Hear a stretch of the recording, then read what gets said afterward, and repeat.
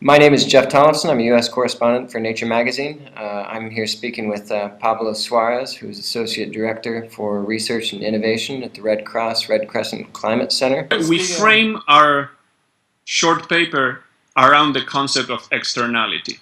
Externality is usually defined as a market failure when costs are not properly priced or taken into consideration into decisions.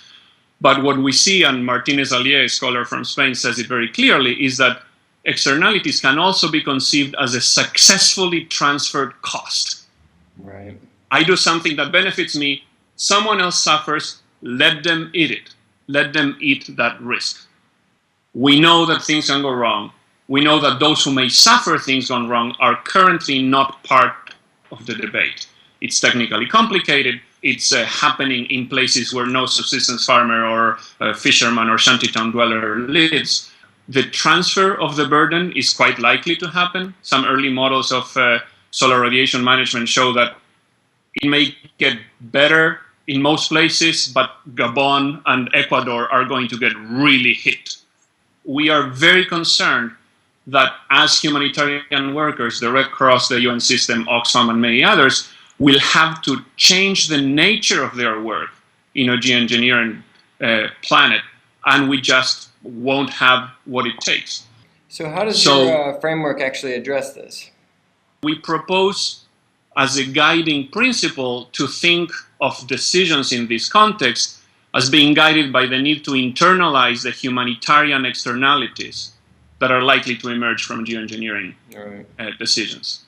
We need to learn more about what can go wrong. We need to identify the likely transferred burden and research those negative sides as much as the positive is being researched. Otherwise, we'll make a decision that amplifies the good and doesn't look enough at what can go wrong.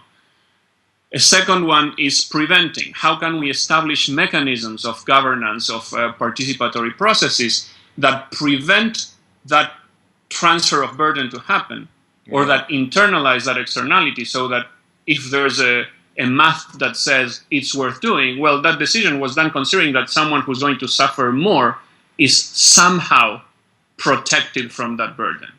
And the third area is preparing. If our models anticipate that something may go really wrong in Gabon, let's do something about it. Let's seek to include the losing side into whatever may happen. You also walk through a multitude of historical reasons to be skeptical that this is going to be done properly. What is your feeling? Are you pessimistic or optimistic about the future of this kind of research? I think the right word is realistically pessimistic. Based on the past, we have noticed that when something can go wrong to a group, actions taken by some to deal with the likely shock protects them at the expense of the others. One of the cases we referred to in the conference in Asilomar was in the West African city of Saint Louis, where 100,000 people, a river was causing more and more flooding. They could protect themselves by opening a canal that flushed river water into the ocean. Well, that canal protected them, but it really ruined the small village of Jumbabadie. 700 people, I was there, 6 people were killed shortly after my last visit, and as of now, the entire village was abandoned.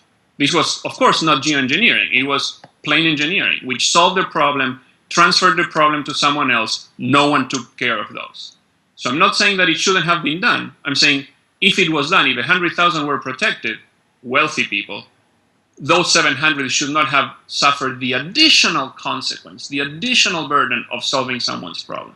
I think we can all agree with geoengineering, if someone plugs a thermostat on the planet and that will shift temperature in different rooms of the planet, some will boil, some will freeze, some will get flooded, and the owner of the thermostat may choose not to do anything about it. That's concerning.